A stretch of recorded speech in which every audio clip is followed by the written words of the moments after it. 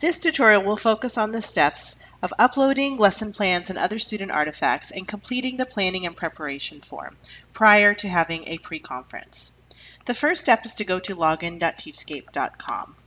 Don't forget to use Google Chrome. Internet Explorer does not work as well. Type in your username and your password. I'm going to go ahead and use a test account to access and to model the system for you. But you can go ahead and type in your real accounts. Once you are in the system, you want to access Teachscape Reflect. Click on Reflect, and then we're going to look for the first formal classroom observation.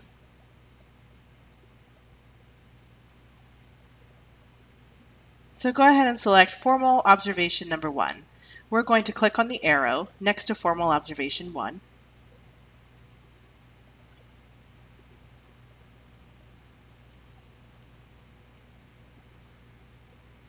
And we're going to click on Domain 1 Lesson Plan and Other Artifacts. Now the lesson plan is required. Any other artifacts are optional. You'll see that right now the status is not started. Once I start this form, the status will change to in progress. When I submit it, it will then be complete. I'm going to go ahead and click on Start. You can as well. And this is how I'm going to upload my lesson plan. It's very simple. You click on Upload Artifact, find your lesson plan on your desktop or on your flash drive or wherever it may be. Here it is. And you can actually edit the name if you need to. I've changed mine to Lesson Plan on Character Traits. You can type in a description if you want. Go ahead and click on Save. If you realized you uploaded the wrong artifact or the wrong lesson plan, you can simply select the trash icon, which will remove it. I also want to upload some student assessment. Actually, they're pre-tests. So pre-test assessment results. And again, this is optional, but this may be something that you would want to include as an artifact.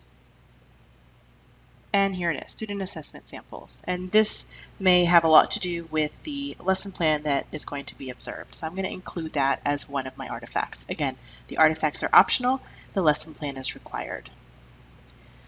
I am ready now to submit this to my evaluator. So I'm going to click on Submit, and I'm going to get the confirmation screen that once I send this over, I can then only read it.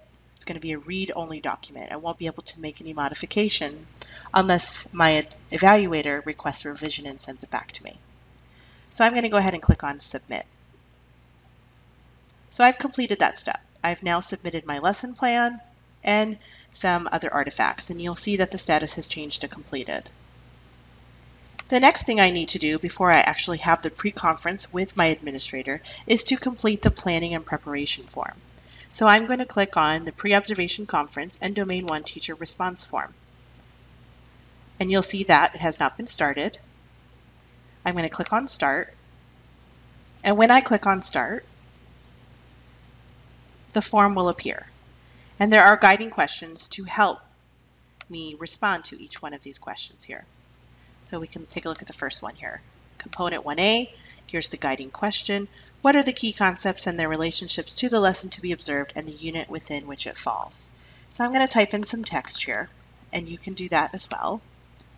You'll notice that there is spell check. There's some different options for you to bold, italicize, change the font if you want.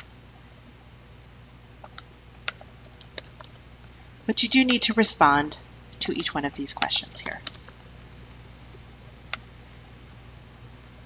If I am not ready to share this with my administrator yet, and I need to, let's say, come back and work on this a little bit later before I have the pre-conference, I'm going to click on Save and Exit.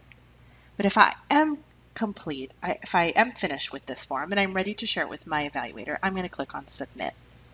So go ahead and click on Submit.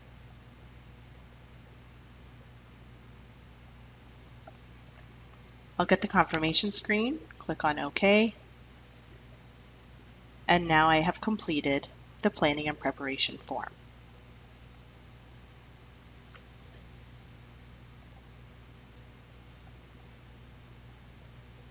That completes the tutorial on how to upload lesson plans, artifacts, and complete a planning and preparation form.